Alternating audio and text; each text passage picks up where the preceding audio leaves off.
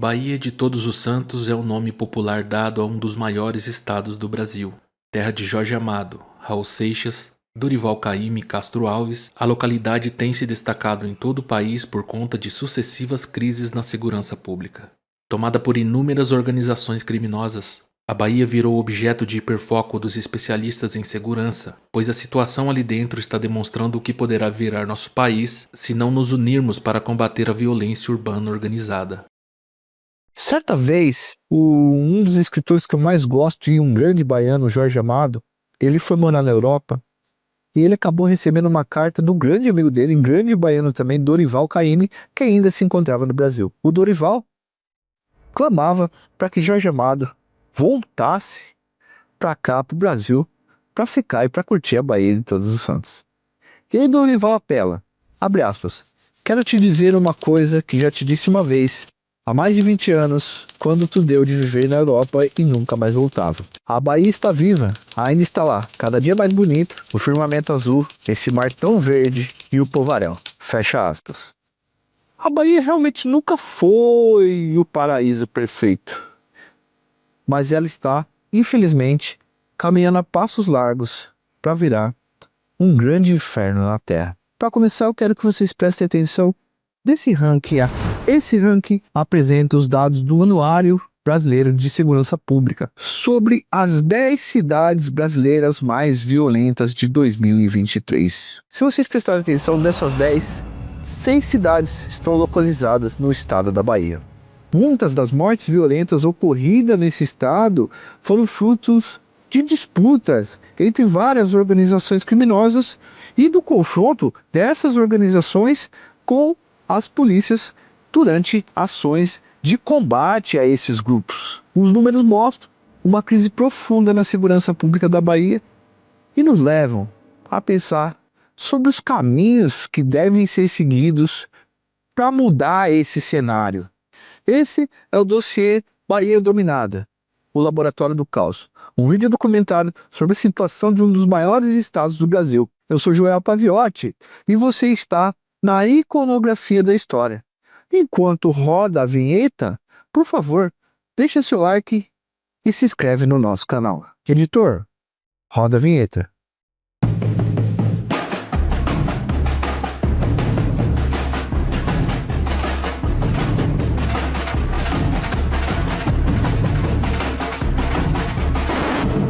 Bota a cara, Satã. Vocês não se escondam não, viu? Que eu tô na pista, ó. A história do Brasil ela tem início na Bahia mesmo, tá? Em 1510, em um território chamado São Salvador da Bahia de Todos os Santos. E é esse lugar que começa a ser explorado pelo colonizador. A Bahia foi a principal exportadora de açúcar do Brasil e teve um papel fundamental na economia colonial. Deu muito dinheiro para Portugal. Salvador foi a capital do país até 1763 e a Bahia participou ativamente do processo de independência do Brasil, resistindo contra a tentativa de portugueses de permanecerem no território brasileiro até o início do século XIX. Assim, a Bahia se tornou um símbolo de resistência e luta pela liberdade e se consolidou como um dos principais centros de atividades sociais e políticas no nosso país. Atualmente, a Bahia é uma das principais economias do Nordeste e ela se destaca aí na área comercial, na indústria e também na agropecuária, no agronegócio. Para vocês terem uma noção, ela é o quarto estado mais populoso do Brasil, com quase 15 milhões de habitantes que vivem espalhados em 417 municípios. O nosso dossiê começa explicando como o pó chegou até o estado, principalmente na cidade, na capital da cidade de Salvador. Salvador sempre foi um local estratégico que o pó chega e é distribuído para outras regiões. Então vamos primeiro para a história do pó. Segundo as nossas pesquisas, o pó chegou na Bahia após a viagem de um sujeito chamado Zequinha para o Rio de Janeiro. Talvez seja a primeira conexão aí de entorpecentes, Rio de Janeiro e Bahia, que vai dar muito trabalho mais para frente. Isso é nos anos 70. Após a prisão desse Zequinha, a chefia do pó passa para as mãos de um homem chamado Cláudio Mariani. Esse tal de Cláudio Mariani vai apresentar para o mundo do crime um cara chamado Raimundo Alves de Souza. Prestem bem atenção nesse nome, aliás, do apelido que a gente vai falar para vocês. Tudo isso nos anos 80 agora, tá? Raimundo Alves é um dos nomes mais importantes da história do comércio ilegal de substâncias na Bahia, porque sua vida e morte vão marcar muitas mudanças no comércio ilegal de substâncias em Salvador e em outras cidades. Nessa época, Raimundo Alves de Souza passou a ser chamado de Ravengar. Ele já era apontado como o principal comerciante de substâncias da Bahia de 1985 para frente. A ligação de Ravengar com o mundo do crime começou muito antes dele se tornar o comerciante legal de substâncias famoso ali. O Ravengar, ele montou uma espécie de quartel-general no bairro São Gonçalo do Retiro. Ali, ele e a esposa alugavam quartos para pequenos criminosos da região. Criminosos que assaltavam ônibus, roubavam relógios, pessoas avulsas na rua, carteiras, etc. Ele fazia esses aluguéis para esses caras que iam bater essas carteiras ali no centro. Além do dinheiro que ganhava com esses aluguéis, o Ravengar também trabalhava com a arrecadação do jogo do bicho. Era contraventor e comerciante ilegal de substâncias e alugava apartamento para ladrão. Conforme a polícia dessa época, o Ravengar começou a ter uma relação mais próxima com os agentes policiais, porque como ele tocava o jogo do bicho, a contravenção sempre teve ali um pé junto com a polícia corrupta, tá? Uns moldes também do Rio de Janeiro. Os homens do grupo de Ravengar eram conhecidos como soldados Ravengar, e eles foram aumentando cada vez mais os pontos de vendas, já que, assim como os seus antecessores, Ravengar contava com a corrupção policial para tocar o seu negócio ali dentro de Salvador e nas redondezas. Além disso, o Ravengar adotou uma política assistencialista dentro da comunidade, muito parecida também com o Rio de Janeiro, tornando-se um importante líder da comunidade, mesmo sendo um bandido.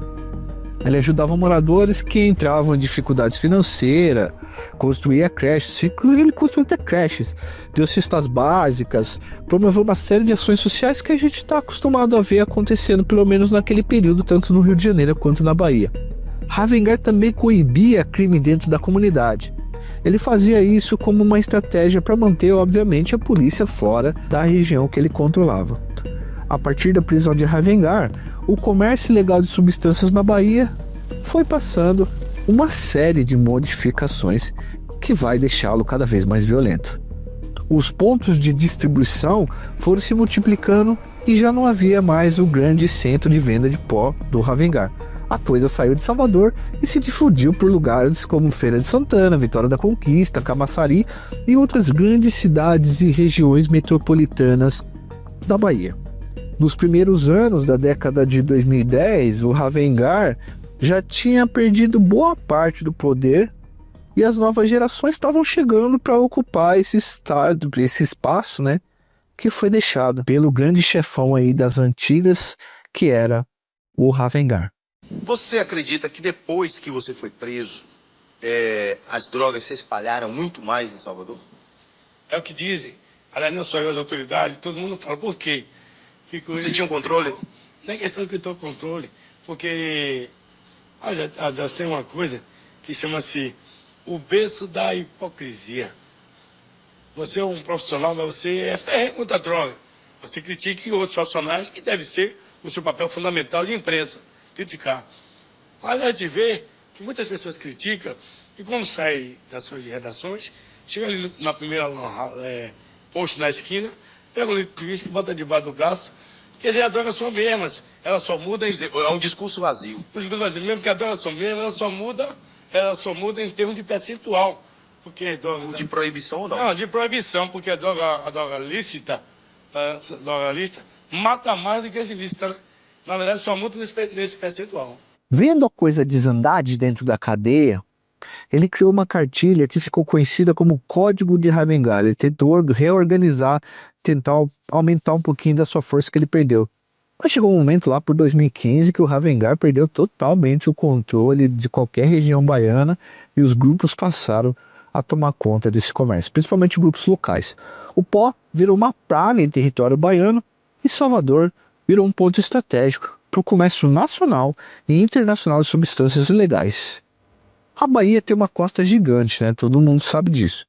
Bom, Segundo nossas pesquisas, a pasta base da coca, produzida na Bolívia e na Colômbia, entra no Brasil pelo Paraguai, chegando aos estados do Sudeste e Centro-Oeste, como Mato Grosso do Sul, São Paulo e Goiás. Depois, essas cargas elas seguem pelas rodovias em direção à Bahia. Uma parte para abastecer o mercado interno e a outra, bastante significativa, destina-se à exportação, sobretudo para a Europa. A Bahia também pega pó da rota Rio Negro-Solimões que vem pelo norte do país. Então ela pega o pó do Sudeste e pega o pó do Nordeste. É bom que se diga também que a Bahia ela não fica tão longe da África como os estados do Sudeste. E na região do Golfo da Guiné, na África, é possível você negociar um quilo de pó a um preço bastante caro, o que faz da Bahia um grande interposto para muita gente ganhar dinheiro. A partir de 2010 a 2015, com a perda do poder de Ravengar, como a gente já disse, a disputa pelos domínios de território começa a ocorrer entre os criminosos à bala. Um desses caras era Eberson Souza dos Santos, conhecido como Pete. Ele foi o precursor dessas disputas. Pete entrou para o mundo do crime aos 16 anos de idade, cometendo assaltos a ônibus e depois passou a roubar bancos. Com esse dinheiro, ele passa a investir no comércio ilegal de substâncias, na compra de armas, e ele vai expandindo o negócio. E ele se filia à organização criminosa Comando da Paz. E passa a ser responsável, ele e sua turma, por expandir o comércio e tomar alguns pontos que eram do decadente Ravengar.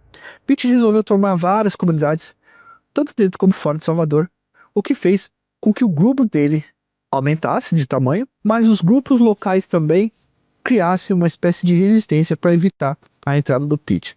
E o Pete e a sua turma acabam perdendo a vida. Alguns casos da sua turma, mas boa parte fica vivo.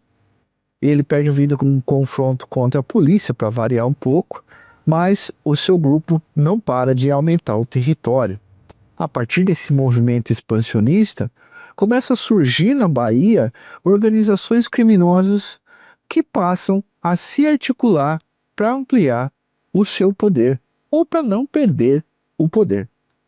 Em um primeiro momento, surgem essas organizações locais que atuam em determinados bairros de Salvador e depois se expandem para outras cidades baianas, como Vitória da Conquista, Feira de Santana e outras grandes cidades pequenas também. Nesse momento inicial, a polícia nega a existência desses grupos e afirma que não há nenhum território na Bahia que os policiais não possam entrar. Os caras negavam que a existência dessas organizações e também o modelo de domínio de território, que é o modelo carioca, e que os homens armados não deixam que a polícia entre, ou pelo menos oferecem resistência. Hoje, estima-se que exista mais de 20 organizações criminosas atuando em território baiano. E de acordo com o jornalista Bruno Wendel, em uma matéria publicada no jornal Correio 24 Horas, inclusive excelente matéria, as primeiras organizações a surgirem em território baiano foram a Caveira e o Comando da Paz, que era organizado pelo Pete. Criado em 2007, no presídio de Salvador, o Comando da Paz, também conhecido pelas letras CP, foi um dos primeiros grupos a unir comerciantes ilegais de substâncias para ampliar a sua atuação no vácuo de poder deixado pelos antigos chefes. O CP passou por uma série de rachas internos que quase levou à extinção. Mas em 2021, os remanescentes desse grupo fizeram uma aliança com membros do Sem Vermelho e se reorganizaram. E aí, o CP acabou se tornando uma célula do CV Carioca na Bahia.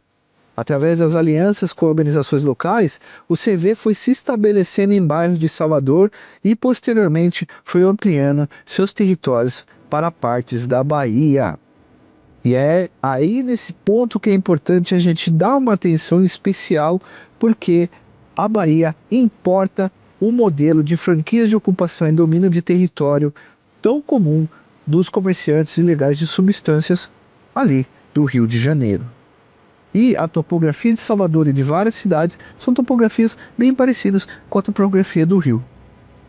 Muros de comunidades que formam o complexo do Nordeste da Amaralina, Santa Cruz, Vale das Pedrinhas e Chapada do Rio Vermelho, passaram a ser pichados com as iniciais CP e CV, ou CP mais CV, indicando que as organizações, tanto a carioca quanto a baiana, elas estavam juntas dominando aquelas áreas que eram do Comando da Paz. A chegada do Ser Vermelho também prenunciou a chegada de um outro grande player do mundo do comércio ilegal de substância, que foi o Comando daqui de São Paulo. Então entendo que também o modelo do 1P2C, do Comando de São Paulo, também entrou na Bahia. Então a Bahia hoje congrega dois dos principais modelos de comércio ilegal de substâncias e de organizações criminosas do Brasil: os franqueados de ocupação do CV e a dissimulação e controle ideológico de território através do Comando da capital. E, obviamente, que essas duas organizações criminosas, elas entraram ali dentro da Bahia, as duas do Sudeste, através do processo de expansionismo que aconteceu a partir de 2016, quando esses dois grupos, tanto o PC, o primeiro Comando de São Paulo, quanto o Ser Vermelho, se unem, vão até a região do Paraguai, tiram a vida do Jorge Rafato Mania, que tinha o apelido de Saddam e era um dos controladores do comércio ilegal de substâncias na fronteira, tomam as principais rotas e elas dividem o fornecimento de atacado de pó para os outros estados. E aí, consequentemente, eles vão chegar na Bahia para aproveitar aquela costa para exportar entorpecentes. O modelo de CV, de franquia de ocupação e domínio de território, ele chega com força toda e é o predominante lá. Para se filtrar nas organizações locais, membros do Ser Vermelho oferecem benefícios como auxílio de advogados e acesso mais barato às substâncias ilícitas pegas no atacado para vender no varejo. Além disso, ao se tornar uma célula do CV, o Comando da Paz ganhou suporte para atacar seus rivais da Ordem Progresso OP e do Bonde do Maluco BDM, duas organizações baianas que também passaram a tentar ampliar os seus domínios territoriais ali. O Bonde do Maluco cresceu muito, a gente já vai falar sobre eles. Além dessas organizações já citadas aqui, temos na Bahia, Catiara, a Tropa do Bonde do Ajeita, a Tropa do KLV, MK4, DMP, Mercado do Povo Atitude MPA, Campinho CP, Bonde do Neguinho BDN, Bonde do SAGE e Honda. E esse projeto expansionista das organizações criminosas, além do Comando de São Paulo e do Ser Vermelho, o TCP também chegou lá na Bahia.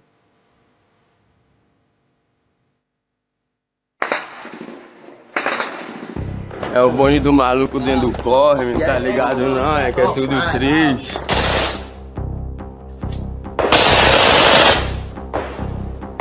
Das organizações baianas, a maior, com certeza, é o Bonde do Maluco. Há mais de uma versão sobre a origem do Bonde do Maluco, mas a mais aceita é que ele tenha surgido no pavilhão 5 do Presídio de Salvador, no complexo penitenciário da Mata Escura, em 2015, 2016 mais ou menos. O seu fundador e principal líder era o José Francisco Lumes, conhecido como Zé de Lessa. Essa organização criminosa surgiu de um racha na facção Caveira, comandada por Genilson Lima da Silva, conhecido como Perna. Vocês veem como vai rachando as organizações e vão criando outras? A Caveira chegou a ser a organização criminosa mais temida da Bahia porque tinha os caras muito pá. Mas ela perdeu lugar pro Bonde do Maluco, que sob a liderança do Zé de Lessa, se tornou o grupo criminoso mais conhecido e temido do Nordeste. O Zé de Lessa é considerado por muitas pessoas como o pai do novo cangaço. Ele assaltava banco, assaltava carro forte, qualquer coisa que fosse um assalto de alta periculosidade, o Zé de Lessa estava lá com o cano na mão. Bom, esse grupo do Zé de Lessa então passou a atuar em lugares como Cajazeiras, Brotas, parte do subúrbio da Orla do Cabula, Garcia, Pau de Lima e parte da ilha de Itaparica. O principal rival do Bonde do Maluco, no estado ali da Bahia, é a organização Catiara, que o bonde passou a disputar pontos de venda de substâncias ilícitas, principalmente em cidades pequenas da Bahia. Essa disputa provocou várias ações violentas protagonizadas por duas organizações, deixando uma trilha de sangue em diferentes bairros de Salvador. De acordo com a polícia, o Bonde do Maluco teria se expandido e atuou também nos estados de Sergipe, Alagoas e agora foi identificado células até em Goiás. O grupo tem cerca de 15 mil integrantes e tem estado à frente de diversos confrontos com outras organizações criminosas. Os criminosos mais cruéis da Bahia foram se filiando ao Bonde do Maluco na onda do Zé de Lessa. E eles passaram a fazer uso de cada vez mais força para conquistar os territórios. Eles inseriram o fuzil na jogada, tá? Organizando ataques em grupos chamados bondes e fazendo uso de redes sociais para espalhar terror psicológico, o bonde do maluco deixa um caminho de violência por onde passa e mostra que, mais uma vez, a Bahia e essas organizações adotaram práticas feitas no Rio de Janeiro. Os integrantes do bonde do maluco chegam a divulgar vídeos tirando partes das pessoas dos seus rivais, tá ligado? Em suas ações, os integrantes do bonde do maluco invadem casas, fazem famílias como reféns e não aceitam negociar com a polícia. Para, rapaz! Pare, não corra não, vô desgraça! Corra não, vô! Não corra não! Corra não, bonde, meu velho, é o bonde! Qual foi? Não se envolve não, né?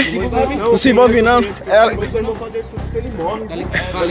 Pronto, é o bonde, é os amigos. Muitas organizações agem assim também, tá? Durante os confrontos com as forças policiais, o bonde do maluco responde a bala, usando armamentos pesados, e muitos deles de uso exclusivo das Forças Armadas brasileiras que estão nas mãos desses bandidos.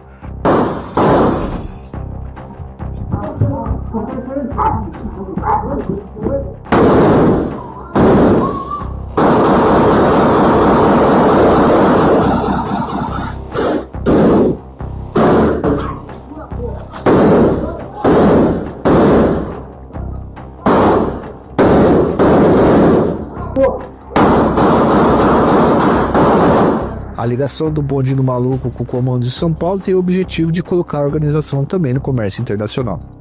Então, o comando está fornecendo para os caras e os caras estão exportando também. As duas organizações criminosas, tanto o comando de São Paulo como o BDM, teriam feito um acordo de negócios, mas esse acordo teria enfraquecido depois que o TCP e o Sem Vermelho chegaram na Bahia, tomando também espaço e o know-how do comércio ilegal de substâncias. Cadê vocês? Vim pegar sua droga aqui, rebando de viado. Brota. Cadê calvo, você, cigano, viadinho? PK, cadê você, porra, rapaz? brota, desgraça. Brota, trocadinho, não corre não, desgraça, não corre não. É o 1533, viado. A partir da chegada dessas organizações do Sudeste na Bahia, os confrontos por poder se tornaram ainda maiores e provocaram muito sangue e vidas perdidas. Porque essas três organizações têm muito dinheiro e elas vão investir nesse setor bélico. Confrontos entre criminosos de grupos rivais e entre criminosos e policiais têm se tornado constantes na Bahia a partir de 2016 e 2017, quando essas organizações grandonas de São Paulo chegaram. E aqui é importante a gente parar para analisar o que tem sido o trabalho policial da Secretaria Pública da Bahia, porque também está sendo infernal para eles.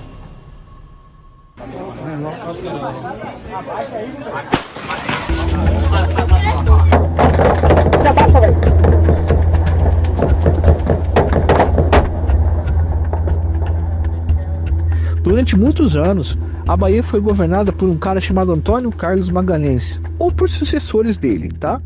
O ACM, como era conhecido, ou Toninho Malvadeza, governou a Bahia por 3 mandatos. 2 deles na época da ditadura e um deles eleito democraticamente, em primeiro turno pelo povo baiano. Seu último mandato ocorreu entre 15 de março de 1991 até 12 de abril de 1994. Época em que o comércio de substâncias ainda não estava sob o domínio de todas essas organizações criminosas. E vou falar para você que a ACM fazia questão de dizer que a Bahia era território dele.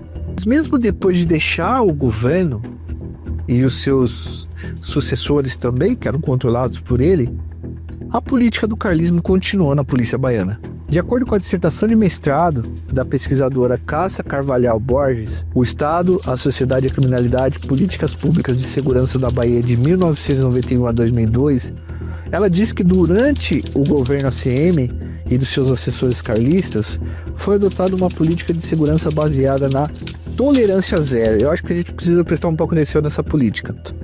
Esse tipo de política de segurança pública foi implantada pela primeira vez pelo Departamento de Polícia de Nova York e partiu de uma teoria chamada Broken Windows, que significaria janela, vidro de janela quebrado, tá? E foi desenvolvida por psicólogos e sociólogos americanos como George Killing e James Wilson. Segundo essa teoria, era preciso eliminar a desordem para acontecer a redução da criminalidade. Isso foi aplicado em Nova York e teve certa eficiência. Mas lá a legalidade é muito mais seguida do que aqui.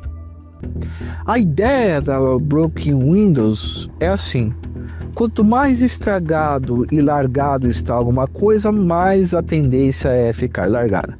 Quanto mais conservado é uma coisa, mais tende a ficar conservada.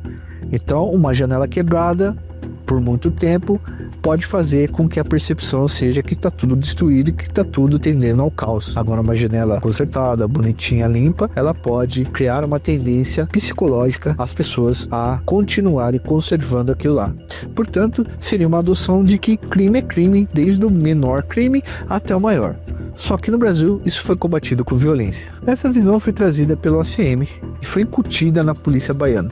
Durante a gestão da ACM, tolerância zero se transformou em descer o sarrafo por parte da polícia. Essa política de segurança pública acabou aumentando a violência policial e fazendo com que especialistas passassem a caracterizar a polícia baiana como a mais truculenta do país. Vocês lembram o que aconteceu com o maior pistoleiro do Rio de Janeiro dentro de uma casa na Bahia? Ele foi morto por vários disparos pela polícia de lá, no caso Adriano da Nóbrega. Mas tem inúmeras histórias cabulosas da polícia baiana.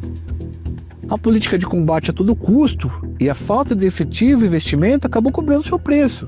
Os policiais baianos estavam entrando em colapso a partir de 2018, 2019. E um fato notório vai mudar para sempre a relação da polícia baiana com o Estado.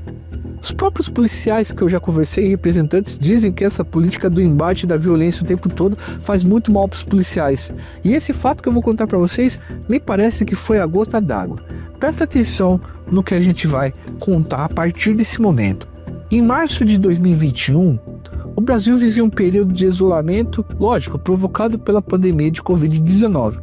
Em meio a esse momento, as organizações continuavam crescendo e ocorreu uma tensão muito pesada na Bahia e um policial que atuava na PM baiana acabou pegando armas, pintando o rosto de verde e amarelo e indo para o Farol da Barra em Salvador, onde efetuou disparos e gritou palavras de ordem. Muita gente já sabe o que eu estou falando.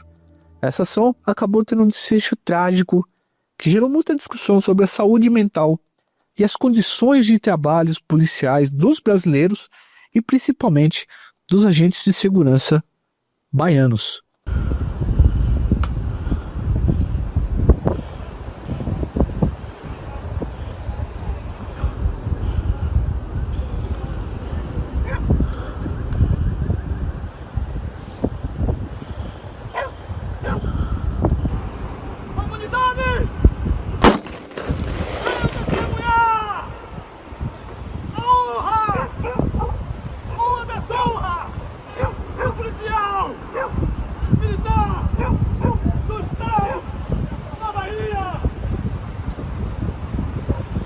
A dó desse homem, credo.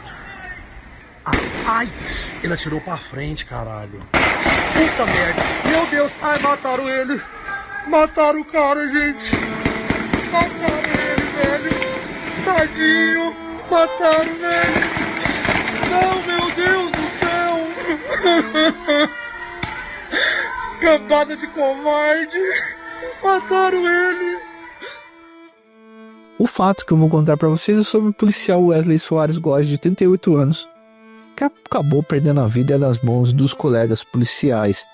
A ação ocorreu no dia 28 de março de 2021 e ela foi bastante criticada e causou controvérsias dentro da própria polícia, fazendo todo mundo repensar um pouco o que estava fazendo. O soldado Wesley Góes trabalhava no 70º Batalhão de Polícia Militar de Itacaré, que fica ao sul da Bahia. No dia em que ele perdeu a vida, Wesley saiu normalmente para trabalhar, mas ele acabou saindo do seu batalhão, localizado a 270 km de Salvador, pegou armas, munições e dirigiu até o Farol da Barra, um dos principais pontos turísticos da cidade.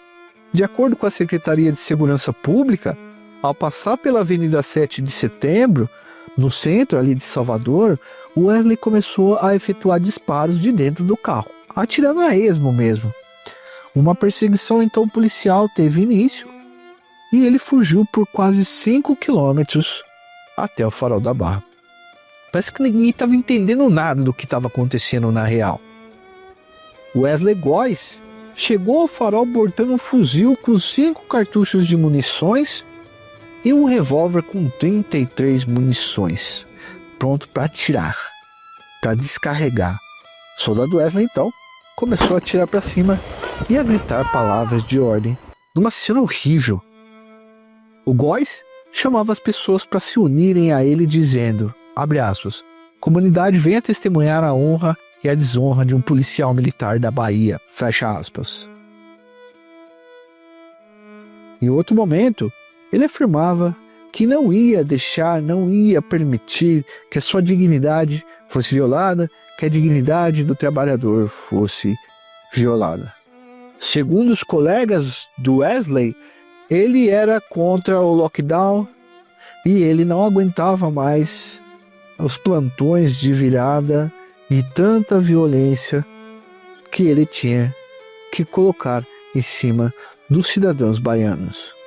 De acordo com os policiais que atenderam a ocorrência, Góes alternava entre momentos de lucidez e momentos de muita loucura.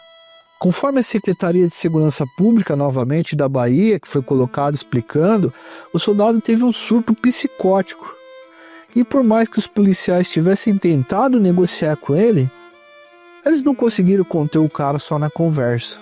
Os familiares do Wesley chegaram até a ser chamados para tentar intervir. Mas por volta das 18 horas e 30 minutos, o soldado fez uma contagem regressiva e atirou no mínimo 10 vezes contra o Batalhão de Operações Especiais baiano. Então, os policiais do BOPE fizeram o que foram treinados e ensinados a fazer no carlismo baiano. Derrubaram Wesley, a bala, e o seu coração parou de bater. Olha lá, atira pra cima. Esse daqui dá sequência. Aí, ó. Dá a rajada e depois foge pra cá. Ó. Quer dizer, olha o absurdo aí. Bom, segundo o que nós pudemos ver, todos os protocolos foram respeitados. Infelizmente, o Wesley não está mais entre nós. Mas o BOPE chegou a negociar por 3 horas e 30 minutos antes dos disparos fatais. Para nós, parece que esse fato marcou muito a polícia baiana. Houve manifestações de policiais em todos os lugares do estado. Era como se a morte do Wesley fosse um recado sobre a saúde psicológica dos policiais e a política de confronto que mata muitas pessoas, né? Mas tanto policiais quanto bandidos quanto civis. A nossa vontade é ver todo mundo ganhando o seu pão. A gente está aqui para combater a criminalidade. E peço para vocês agora, para a sociedade, uma salva de palmas para o nosso irmão Wesley.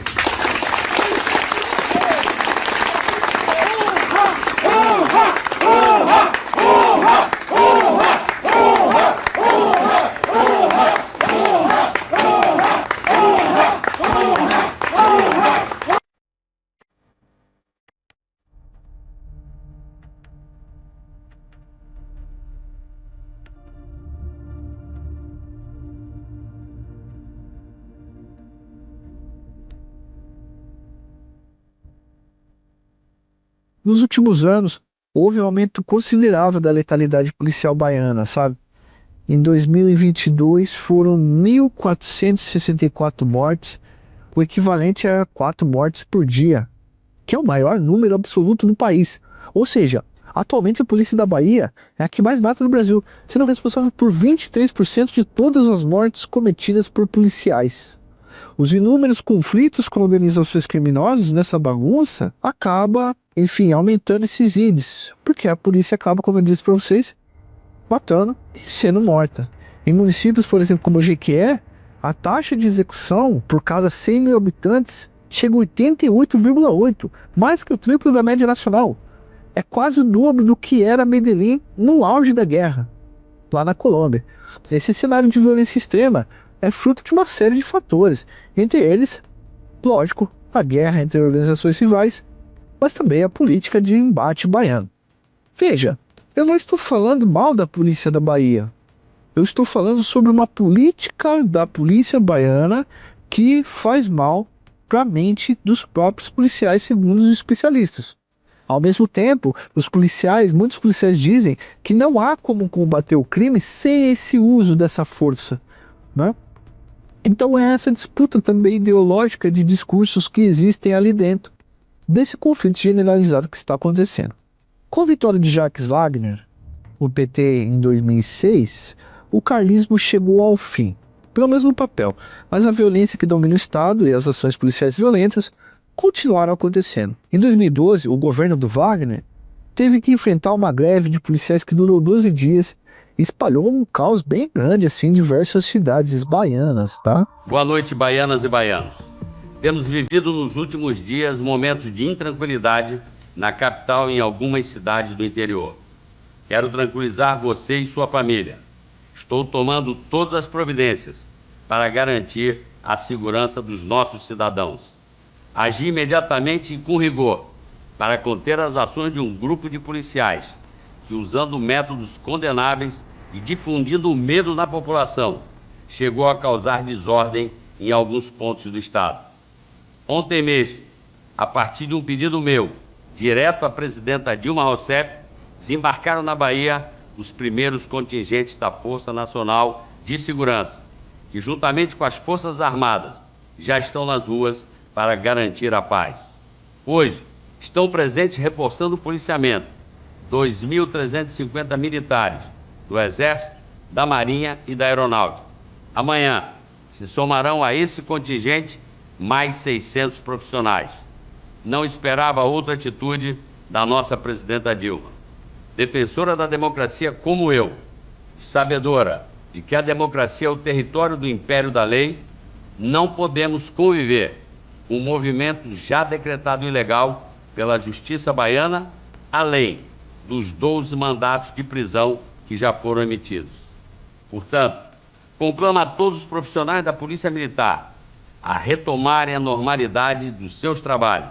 Eu deixo destacado aqui que eu não acredito que o caos da Bahia seja culpa exclusivamente do Partido dos Trabalhadores, mas sim de todo o histórico de política que atravessa 30, 40 anos do Estado baiano, certo?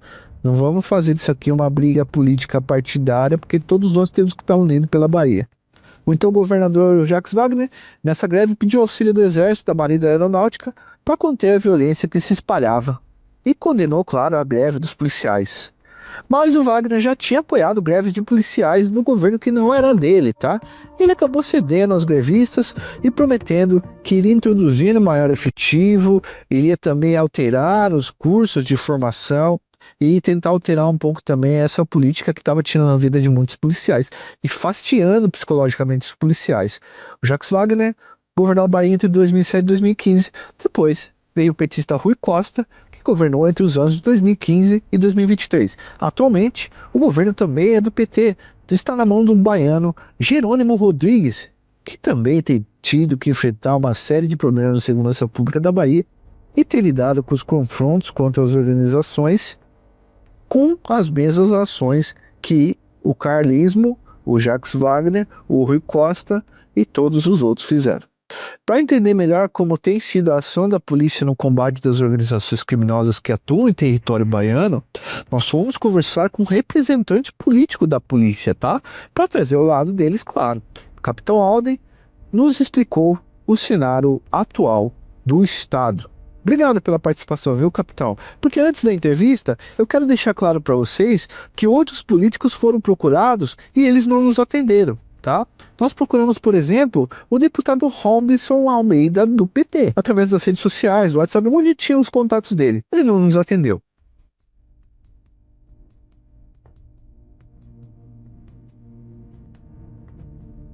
Também procuramos o deputado Pablo Roberto, que é um dos líderes da Comissão de Segurança Pública da Assembleia Legislativa da Bahia, e o Pablo também não nos atendeu. Nós não obtivemos respostas, tá? E tentamos falar com outros especialistas que também não nos responderam. Eu falo para nossa equipe aqui que infelizmente a gente não é o Cabrini, né? Muita gente não quer falar com a gente e quem quer, a gente agradece. Então nesse vídeo não venha cobrar que fulano não veio falar, que fulano não veio falar, porque a gente tem contato com vários deles e com vários lados, mas o lado que quer vir falar aqui vai ter espaço, tá? Então vamos agora para a entrevista com o Capitão Alder. Capitão, a primeira pergunta para o senhor é a seguinte. Nos últimos anos, a disputa territorial entre as organizações criminosas tem aumentado ali dentro do estado da Bahia, né? E provocado índices alarmantes de violência.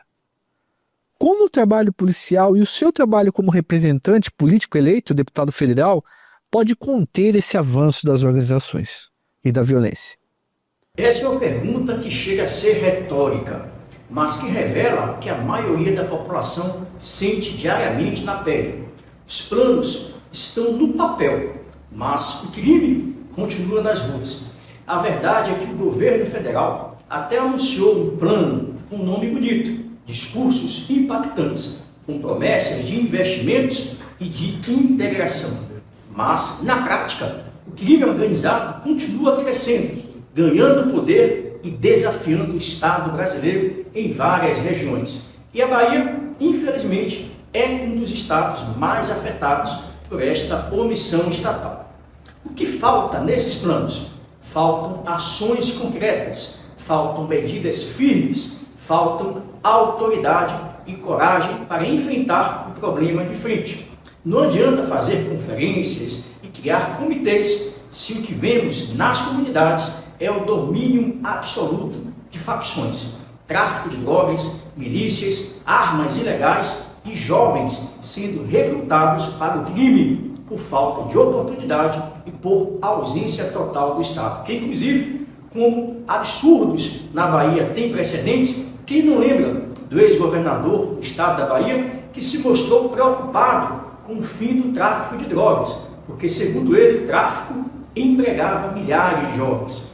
Pois bem, e se me perguntam, tem solução? Eu respondo, sim. E aqui por tudo, precisamos efetivar a integração entre as forças de segurança federais, estaduais e municipais. E não essa disputa ideológica e partidária que impede até mesmo operações conjuntas. Precisamos fazer investimento pesado em inteligência policial, monitoramento de fronteiras e ações estratégicas para asfixiar financeiramente as facções criminosas. Precisamos urgentemente revisar a legislação penal para endurecer o combate ao crime organizado, impedir progressões de penas indevidas e garantir que líderes de facção não continuem mandando e desmandando, principalmente dentro das unidades prisionais. E, acima de tudo, respeito e valorização às polícias, que estão sendo sucateadas em vários estados. Não se combate o crime com um policial desmotivado, mal remunerado e sem respaldo jurídico. Agora, é preciso dizer, com todas as letras, não dá para combater facção com discurso ideológico, com romantismo ou com militância de gabinete. O crime se enfrenta com ações operacionais, táticas e estratégicas, com inteligência, com força e com união das instituições. Coisa que, infelizmente, o governo federal não tem conseguido articular, seja por incompetência, seja por falta de vontade política. Reitero que, como deputado federal, estou fazendo a minha parte, propondo leis, fiscalizando, cobrando resultados e defendendo quem está na linha de frente. Mas segurança pública não se faz só com boas intenções, se faz com coragem, com decisão política e com prioridade real. Agora uma segunda pergunta, capitão. Muitas operações policiais resultaram em confrontos entre policiais e criminosos e acabaram deixando vítimas. Essas mortes têm gerado muitas críticas de especialistas em segurança pública, principalmente acadêmicos, que afirmam que a polícia baiana tem adotado práticas violentas e até de extermínio. De que modo o senhor enxerga essa questão? Primeiro, é importante estabelecer uma relação lógica de causalidade dos eventos a que se pretende analisar. Imaginar que homens e mulheres que todos os dias saem de casa, deixam suas famílias sem saber se vão retornar, a exemplo dos nossos policiais militares, civis e guardas civis municipais, e pensar ou acreditar que estes policiais saem de casa na intenção de buscar o conflito com integrantes de organizações criminosas fortemente armados, bem financiados, com armamento de guerra, que atuam em áreas já dominadas e conflagradas, onde o Estado já foi expulso ou se omitiu, chega a ser irracional. Viver a realidade cotidiana do que está acontecendo na Bahia e dizer que a polícia baiana promove práticas de extermínio é, no mínimo, um desrespeito a esses profissionais. Nenhum policial sai de casa para matar. Ele sai para cumprir a sua missão, proteger o cidadão de bem, restabelecer a ordem e enfrentar o crime onde ele estiver, sob o risco da própria vida. Agora, que muitos desses pseudo-especialistas não enxergam ou fingem que não enxergam é o contexto de causa e efeito em que essas mortes acontecem. O criminoso que escolhe o confronto está decidindo o seu próprio destino, ainda que enfrentando uma guerra irregular, assimétrica. O policial que age dentro da legalidade, da necessidade, da proporcionalidade em legítima defesa dele e de terceiros, com base em protocolos operacionais definidos por lei. Nós não podemos inverter os papéis. Estão tentando normalizar a resistência física e armada para obstar a atuação policial. Isso é o novo normal, onde o vilão virou vítima e o herói virou culpado. Isso não existe. Essas críticas partem, muitas vezes, de setores ideologizados, que têm uma visão distorcida sobre segurança pública.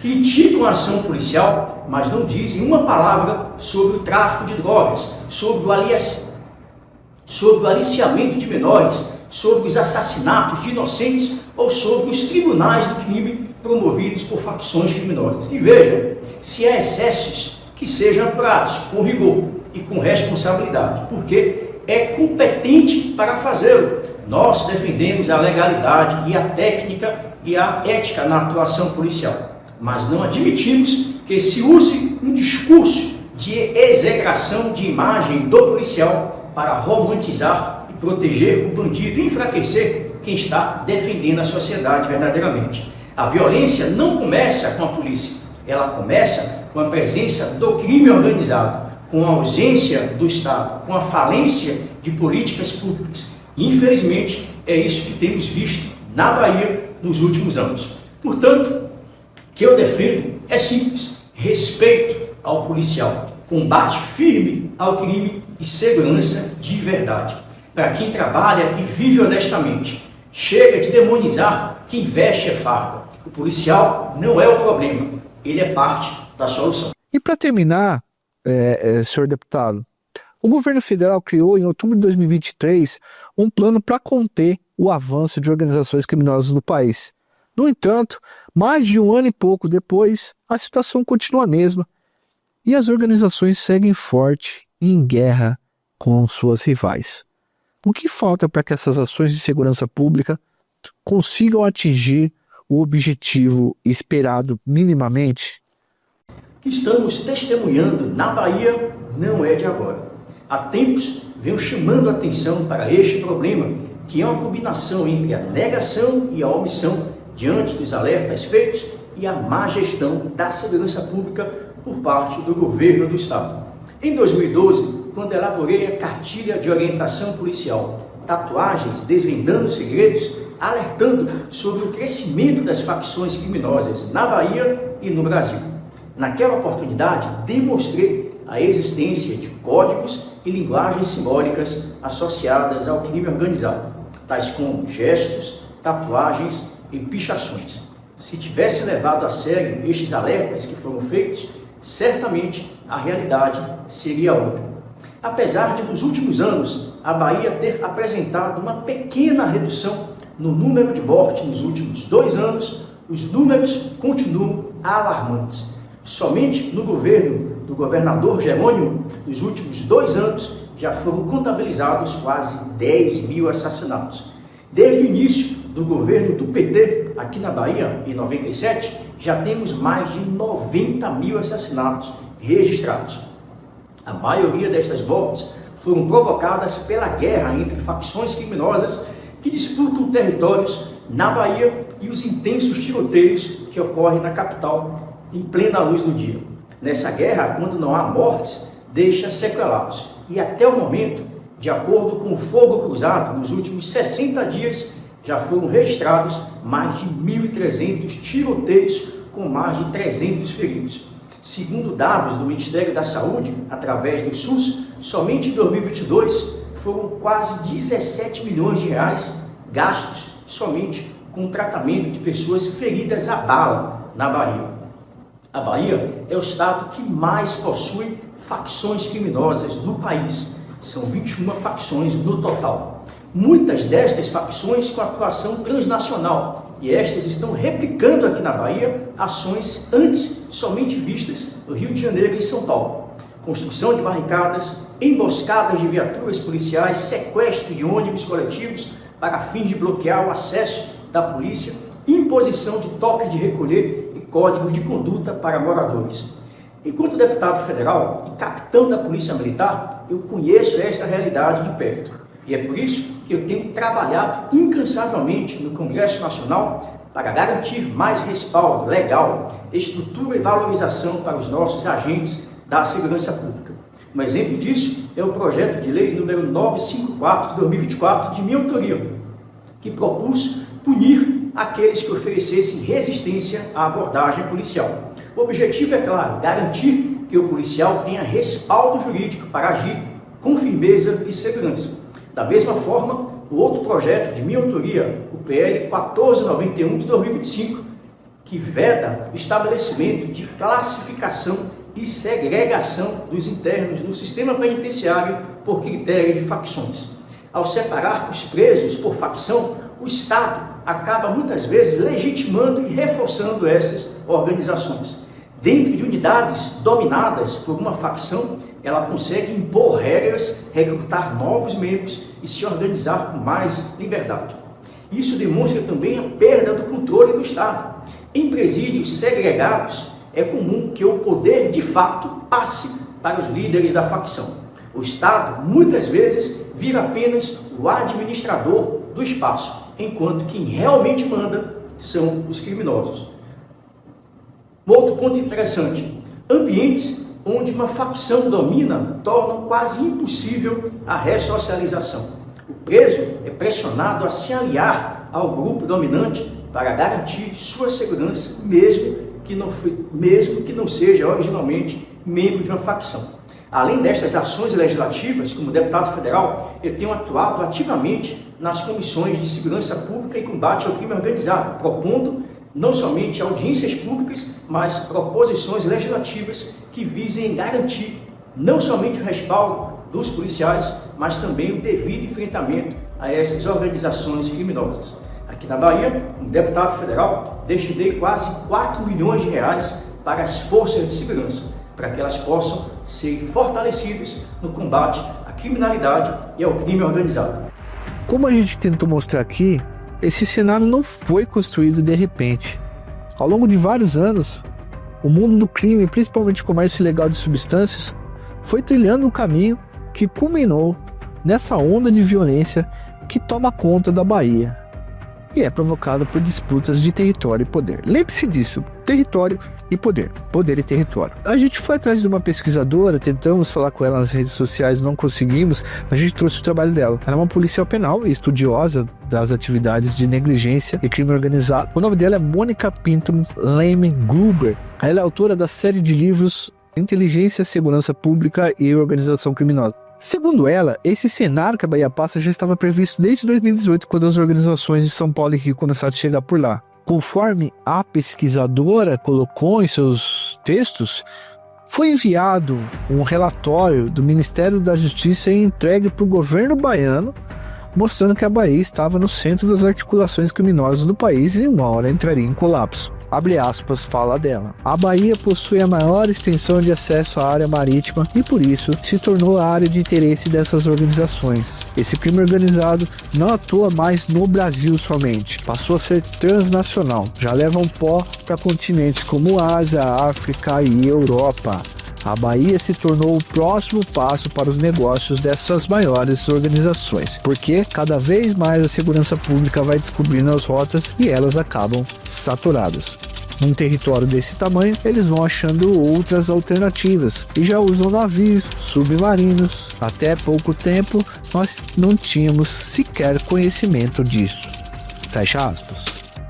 Para essa pesquisadora, a chegada do Comando de São Paulo, do Sem Vermelho e do TCP à Bahia fez com que surgisse uma intensa concorrência entre esses grupos locais, grupos que têm muito dinheiro. São organizações gigantes e bilionárias entrando e grupos locais resistindo a essa entrada. E tudo abala, porque esse conflito é bala comendo e a polícia no meio e os civis no meio, todo mundo trocando tiro e o civil tomando tiro.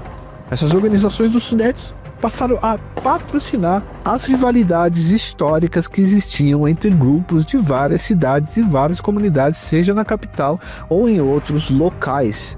Em meio à rivalidade entre esses grupos criminosos, os confrontos vão se espalhando pelo território da Bahia e cada vez mais sangue vem sendo derramado das várias maneiras que vocês possam imaginar. No meio dessa crise de segurança pública, ações policiais vão deixando também muitos corpos pelo caminho. Nós já falamos aqui sobre uma traição que aconteceu dentro do bonde do maluco e levou um conflito entre essa organização, o BDM, e o Sem Vermelho, e deixou 12 pessoas mortas a partir da intervenção policial no bairro Fazenda Coutos, em Salvador, agora em março de 2025. Foi muito sangue derramado. Nós falamos também sobre a chacina do Cabula, que tirou a vida de 12 pessoas em 2015, quando estavam chegando essas organizações aqui. Nesses dois casos, as mortes ocorreram depois de operações policiais para conter essas disputas dessas organizações. Então, às vezes, tem 3 grupos ali trocando tiro no mesmo local e coitado dos civis que só querem ter respeitado os seus direitos de ir e vir dentro das suas casas e dos seus bairros, né? Ao falar sobre essas mortes, o governador atual eleito, o Jerônimo, ele até afirmou que ele não determinou nunca que a polícia trouxesse corpos de lá de cima, dos lugares que a polícia entra. E ele disse que a inteligência policial está trabalhando bastante para desmantelar essas organizações e evitar o uso do confronto armado. Ao lado disso, as organizações criminosas que atuam na Bahia vão ficando cada vez mais violentas e seguem cooptando até jovens menores de idade nas filas criminosas, tá? Há relatos de moradores de pequenas cidades, olha isso, que precisam pagar pedágio para andar na rua. Outros relatos que dizem que o morador tem que comprar gás às vezes a R$160 um botijão. Em outros lugares, jovens estão sendo executados por fazerem sinais. Na Bahia já morreu um jovem na mão de grupos armados porque o cara estava usando uma camisa do Mickey. O Sem Vermelho chegou a quase tomar uma cidade de alguns mil habitantes. O povo baiano tem vivido um inferno diário em relação à segurança pública no estado. A chegada também de canais de TV e repórteres sensacionalistas fazem com que o caldo entorne ainda mais, causando pânicos. Por exemplo, escolas de Salvador relatam que membros de organizações monitoram até mesmo a presença da ronda escolar nas localidades onde elas atuam. Em alguns locais de Salvador, pessoal, o bonde do maluco chega a mandar para o Tribunal do Crime jovens que estão envolvidos e que entram em confusão dentro da escola, tá? O BDM não quer polícia na área onde eles atuam e quando os jovens se envolvem em confusões na escola e confusões violentas, a polícia acaba tendo que ser acionada e indo para lá. E para não ser acionada, a organização passou a tomar conta até desses conflitos interpessoais entre estudantes. Diante da crise na segurança pública da Bahia, o governo Lula federal lançou em outubro de 2023 um plano federal para tentar enfraquecer as organizações criminosas. Porque, claro, a Bahia é um estado que já é petista há muito tempo e todo mundo que olha para a Bahia acaba virando o rosto para Brasília e olhando para o governo Lula. Só que mais de um ano depois desse lançamento do plano do Lula, as guerras por território na Bahia continuam se espalhando e uma trilha de corpos vai sendo deixada pelo caminho. Segundo o professor Luiz Cláudio Lourenço, coordenador do Laboratório de Estudos de Segurança Pública, Cidadania e Sociedade da Universidade Federal da Bahia, a qual nós também buscamos, tá? A gente tentou entrar em contato com o Luiz, a Adriana tentou contato com ele 2 vezes e a gente infelizmente não conseguiu também falar com o Luiz, tá? com os especialistas está bem difícil, inclusive.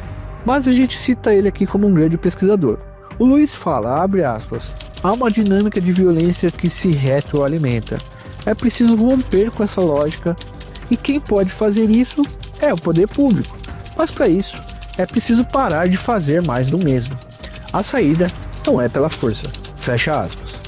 Bom, para explicar mais ou menos essa situação e propor algumas coisas, nós conversamos com o especialista que é professor da Universidade Federal da Bahia, o Misael Neto, bispo da França. Nós falamos com ele sobre a situação do Estado. Muito obrigado por nos responder e pela participação, tá, Misael? Vamos lá pela primeira pergunta para você. A polícia baiana tem sido apontada como uma das mais truculentas do Brasil. De que modo a violência policial, para você, Misael, contribui para a situação caótica que se encontra a Bahia nesse exato momento? Apesar do fracasso do Pacto pela Vida em gestões anteriores e apesar do implemento do Bahia pela Paz por lei estadual em 2024, a polícia baiana ainda investe muito no modelo de repressão do crime organizado pautado na violência institucionalizada. Então, as incursões policiais em territórios já conflagrados pelas facções criminosas que disputam território para a disseminação de entorpecentes e de armas de fogo acabam ampliando o espectro de violência em territórios que já convivem com a violência causada pelas disputas entre facções rivais. Então, a institucionalização da violência no âmbito da polícia baiana coloca a corporação, coloca suas tropas no modelo de gestão da segurança pública que parte da ideia de guerra. Então, os prepostos da segurança pública, quando incursionam em territórios conflagrados, se preparam para uma guerra, para combater facções criminosas que já levam a comunidade, inclusive populações e indivíduos que não têm nenhuma relação com o crime organizado, a um contexto de violência que acaba sendo ampliado pela atuação repressora das forças policiais. Agora uma segunda pergunta, Misael. Esse cenário de disputa territorial entre organizações criminosas na Bahia já vinha sendo previsto há alguns anos, segundo especialistas. Quais ações deveriam ter sido implementadas, na sua visão, para que não se chegasse na situação atual que a gente se encontra? Esse modelo repressor adotado pela polícia baiana para coibir o crime organizado através da institucionalização da violência contra a violência, de fato não tem garantido bons resultados para a coletividade. Principalmente se nós tomamos a segurança pública numa perspectiva constitucionalizada, como um direito fundamental de toda a sociedade e, inclusive, dos próprios prepostos de segurança pública que precisam exercê-la pautados na justiça e na cidadania. Então, esse modelo repressor necessita ser substituído por uma gestão de segurança pública que invista na prevenção do crime organizado e que adote estratégias de tecnologia, de inteligência e de informação para esse enfrentamento de uma forma mais condizente aos valores preconizados pela Constituição Federal.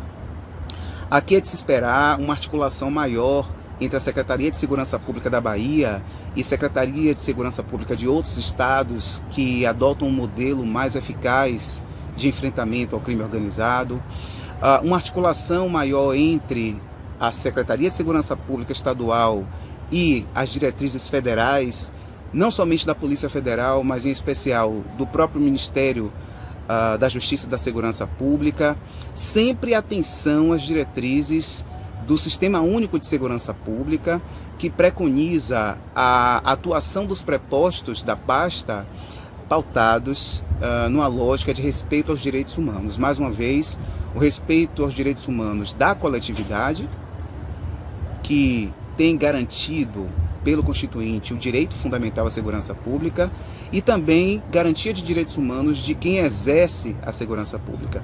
Então, nessa perspectiva de um tripé aí formado pela tecnologia, inteligência e informação, nós podemos ampliar essa visão para trazer a importância, destacar a importância também da capacitação dos prepostos e prepostas da segurança pública para a adoção de um modelo mais condizente ao que se espera de uma segurança pública ética, justa e cidadã.